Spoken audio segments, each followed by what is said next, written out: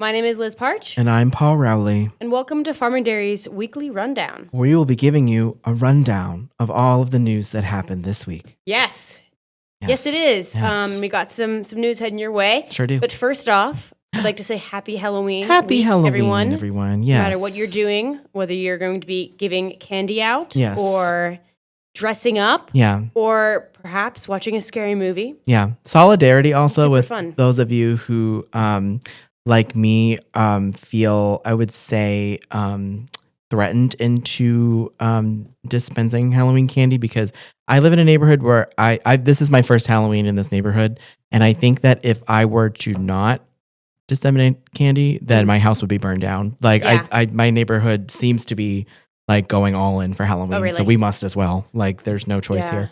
We Yeah. went all in for like the decorate. My family loves Halloween. It's a fun we holiday. do. Yeah, Yeah. we love the decorations.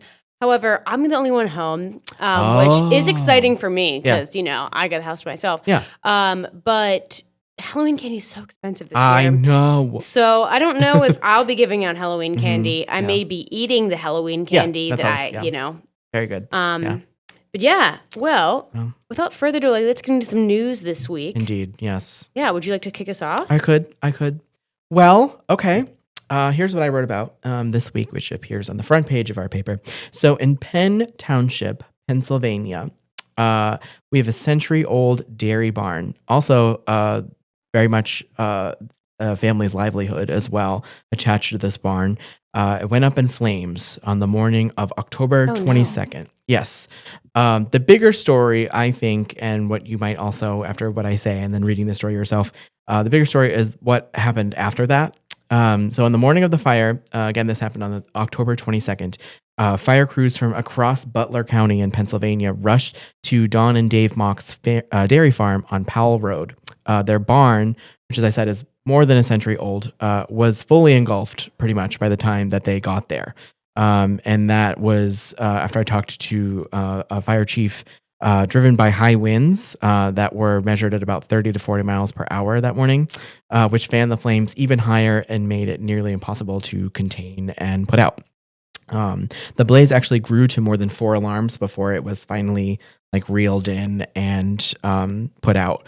Actually, the morning after the fire, it had rekindled a little bit as well, as I heard. So they had to go back and spray it all down. So it was a major fire.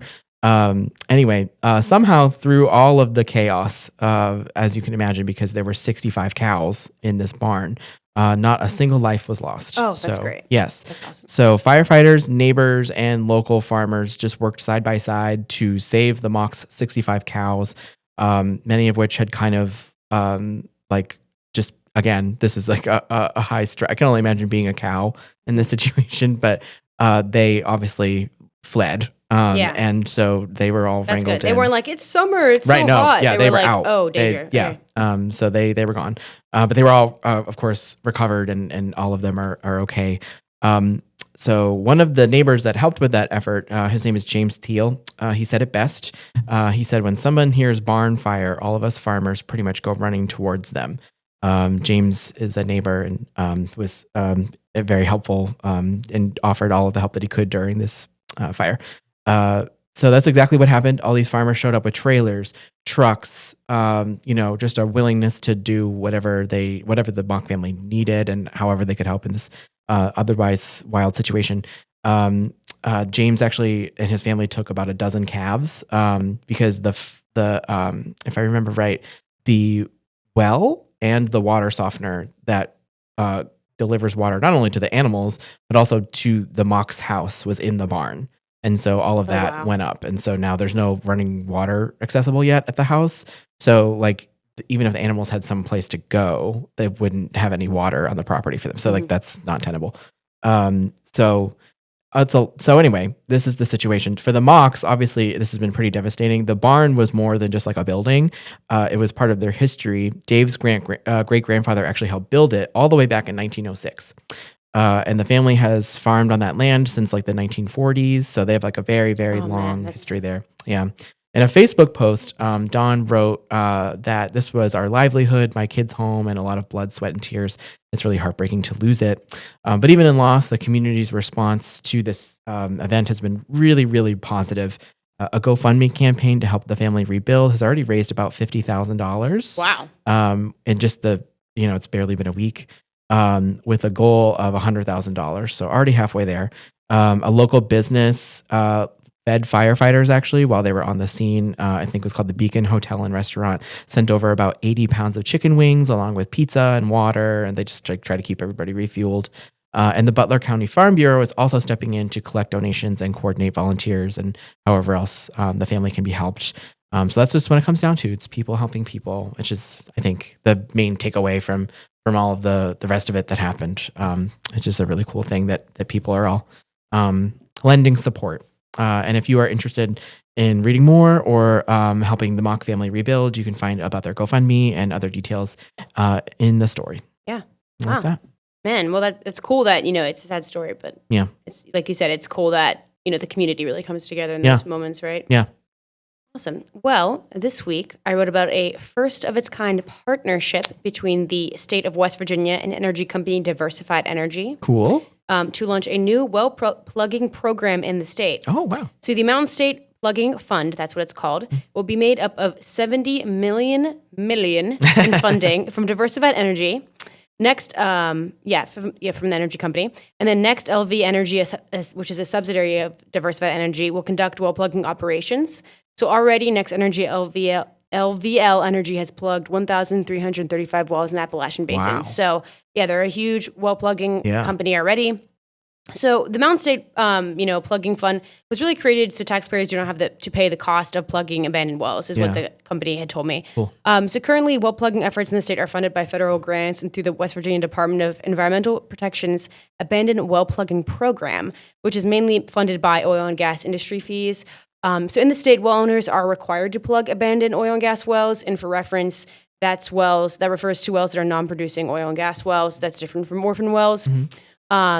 So abandoned wells have a known owner. Orphan wells, you don't know the owner. Okay. That's a little background for that. But Diversified Energy is the largest owner of oil and gas wells in the state, with 20,179 active and abandoned oil and gas wells. So they have a lot. Yeah. And the company really has a lot because it's kind of, its whole strategy is rehabilitating and continuing to use older conventional wells across Appalachia. Mm-hmm. But this strategy has really gotten them into some hot waters with the courts recently. Oh, okay. Last year, the company was ordered to plug 2,600 wells over the next 10 years across 6 states, which includes West Virginia, Ohio, and Pennsylvania. Oh, wow. And that was part of a lawsuit where landowners said their unplugged wells, which were owned by the company, really just reduced the enjoyment of their property, lowered its value, and just presented health and environmental risks, is what the landowners had said. Okay.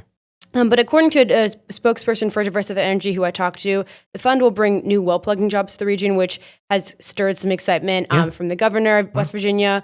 The fund also gives the state financial assurance that if the company's efforts don't live up to the state's expectations, they're not plugging enough wells, there'll still be some money for them to plug these wells. Yeah. So to read more about this partnership and what it means, you can visit farmandairy.com.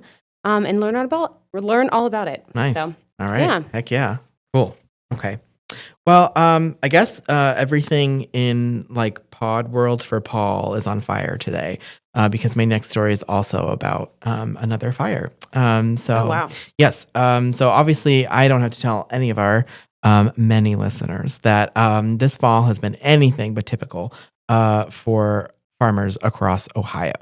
Record-breaking dryness has left fields just brittled and brown, and one spark can turn a calm afternoon into just utter chaos, as contributing writer Zakowski tells us in our paper this week, also on the front page.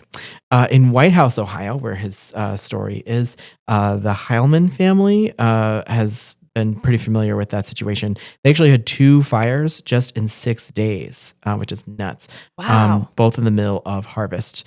That's scary. I know. The first one broke out in mid-October when a bearing inside their combine overheated and basically became like molten metal because of just the way that the guts in a combine, I presume, work. The guts. And it just turned into like molten metal. And then that ignited something in the field, the dryness in the field, and then the corn residue that was on the ground just went up in flames. And so Jake Heilman, one of the farm's operators, recalled for Jake, the writer of the story, what happened. And he basically described it as like a lit matchbook. Like if you just take a match and then like in the movies. And then the fire at that point spread just faster than anyone could contain it. They actually apparently tried like stomping it out because they saw it like as it was unfolding. But the wind just pushed it further and further. And they were like, oh my God, this is a big crisis. The fire spread quickly across about an acre of harvested cornfields. Heilman's brother-in-law tried to smother it by driving the tractor right over the flames, but the fire kept moving still, now towards standing corn, which is like, oh my God, this is a crisis with a capital C. Luckily, Jake's dad was nearby. He was at home, and he apparently they had a tractor that was already like hooked up to tillage equipment, and his dad raced over with the tractor and carved up the soil to stop the fire from going any further. I guess that was like what he was supposed to do just as the fire department arrived. Within minutes, crews from White House, Waterville, Providence, they all descend upon this scene. And I guess White House fire chief, his name is Jason Francis. He said the Heilmans did just about everything right that day, like was just singing their praises about their response. But it wasn't the first fire that they experienced that season, because less than a week earlier, a corn dryer at their grain storage site had also caught fire. Oh my goodness, it's just like it's not letting up. Ohio State Extension says August actually ranked among the driest months since the 1800s, the late 1800s, which is unfathomable. Yeah, holy crap. Don't want to make these records. These are not fun records to achieve these days. Even with some rain in September, early crop maturity, and a faster harvest season have kept fire risk very, very high. That's that. The state fire marshal reported roughly 200 field and combine fires happen every year in Ohio, and that number is not really expected to decrease anytime soon, given all of the things happening in our natural world. So anyway, Jake, the writer, Zakowski, has more to write about the Heilman family and these fires. So you should definitely check out this story because it is an interesting read. So yeah, go read a story. Wow, yeah. I'll just say, just to let you know, just telling that story really had me on edge and suspense. Oh, yeah, like, right. Almost felt like a I have that way horror with people. movie. Yeah. Seriously. And then the sound effects, great job. Paul. Thank you, yeah. Really got me hooked. So definitely going to have to check out that story. Sounds like some serious concerns. Yeah. That's the conflagration, yeah. Yeah. Oh. Well, in other news, we have some updates on the EHD outbreak in Southeast Ohio that we've been covering lately at Harmondary. So the Ohio Department of Natural Resources, Ohio Wildlife Council is considering further reducing, I should say, white-tailed deer bag limits in Athens, Meigs, Morgan, and Washington counties due to the spread of epizootic hemorrhagic disease. Oh, my God. In case you have already forgotten, you know what that is. I'll give you a little refresher. Yeah. Well, EHD is a disease transmitted by infected midges that damages a deer's blood vessels and causes internal hemorrhaging, which often leads to death, as you can imagine. So the Ohio Wildlife Council received a proposal at its regular meeting on October 22nd to reduce bag limits in Athens, Meigs, and Washington counties from 2 deer to 1 deer, and in Morgan County from 3 to 2 deer. Okay. This would be the second time this year ODNR has reduced bag limits in these counties due to the EDHD outbreak, which is mainly concentrated in Southeast Ohio. So in September, ODNR previously confirmed 7,486 dead or sick deer in the state. That's so many. Yes. But wait until you hear the recent number. Oh, no. So as of October 14th, ODNR has recorded 9,082 dead or sick deer with EHD. God. Yeah. So the Ohio Wildlife Council will vote on these proposed changes on November 12th. And if they're adopted, these bag limits will go into effect on December 1st, the first day of the 7-day deer gun hunting season in the state. And they'll remain in place until the end of the 2025-2026 hunting season on February 1st. But fortunately, bag limits do remain the same for the rest of the state. But yeah, you just got to, read up about that, watch out, and try to, I guess, enjoy the hunting season with all that's going on with the deer. God. Yeah. Well, I feel like this is a really good time to take a little break from the news. Yeah. Because what's scarier than that? But exactly, we just whipped out some I would say 2, 3 really, some stories that have been concerning. So let's talk about Halloween. Yeah. I wish we had a Halloween, we could just play the Halloween theme song. Got that. Yeah, Halloween. There we go. Yeah, that's more appropriate. Yeah. We don't have these buttons labeled, so half the time we don't know what they do. Yeah, we I'm probably just happy should. they work. I don't Yeah. know. Yeah. Right? Anyway. Well, Paul, Yeah. I have a question for you. Please ask away. What is your most iconic Halloween outfit or like outfits? You know, I would say, all right. There was a Halloween when I was in middle school where for some reason it was like the last Halloween that you can go trick or treating and like not get any flack for it. Like I wasn't quite old enough where someone was gonna be like, "Are you a little too old to be doing this?" And also for some reason, like I don't remember why, I was not the most popular middle schooler, so I didn't have anywhere to go. So I was like, well, we are going to go and just like pedal to the max, one last Halloween hurrah. And so the costume that I, obviously, draped over myself and embodied, was, in Psycho, Norman Bates's mother. Before she is turned into before she is seen as a skeleton. Wow, that's awesome. Yes, and so I was like, I got in full regalia as just a 1940s old woman, and then like walked stiffly around the neighborhood and like walked up to and just embodied this character and just was calling out like Norman and like just having weird little refrains and stuff with myself, and then like collected a whole lot of candy, but also did concern several of my neighbors because they could not apparently. I guess they thought that I was an actual elderly woman who was confused and wandering around their neighborhood. Oh God! And me and my little adolescent self was I was like unclockable. They just were. I had several people being like, "Should we help her?" Like you could hear like the whispers, like, "Does she need someone? Do we need to call someone for her?" Because I was just like, although I never broke character, I was committed to. Maybe you should have been an actor, Paul. You never know. Yeah. It's not too late. It's not too late. Yeah. So, but journalism, right. If that doesn't work out, exactly. If journalism doesn't work out, right? Yeah. Well, that's awesome. Yeah, that was me. That's what about a you? Cool costume. Yeah. Well, I think one of my most memorable costumes was with I had my best friends are my neighbors. Nice. So I met them growing up. Awesome. And we would always, since we're neighbors, we'd always go around the neighborhood together trick or treating. And one year we decided to be Kiss. Oh, the band? Yes. Oh, However, there's cool. only 3 of us, so we did have a missing member. But like, we went all out. Like, we handmade these That's costumes, and fun. like, we had like a guitar and a microphone. So we took these staged these pictures. It was like so cool. I would say the other memorable costume I had, I was a cupcake one year, and my mom, she's very crafty. Yeah. So she helped me construct this. Like literally, it was me in a cupcake. Like I was surrounded by just like fluff and like pink wrapper. Cool. And I just saw a picture of it the other day. I looked really stupid, to be honest. And I like purposely made my friend, I was like, "You should look like you're eating me." So she like took a picture being like, "Oh, that's so cool." But yeah, I would say those have been like probably my best costumes. But yeah, great. I love Halloween. Yeah. So anyways, everybody dress up. Yeah. It's a fun time. Send us your pictures if you dress up. Yeah, honestly, or just comment like your best Halloween, because like, I think it's just so fun to act like someone else you're not, right? I know. Yeah. Anyway, what you got for us, Paul? Well, all right. I guess I'll send us off. So I've got a story from contributing writer Patrick Cooley. So the government shutdown. You've all heard so much about this, I'm sure, at this point on the news, but it is also hitting farmers right where it hurts.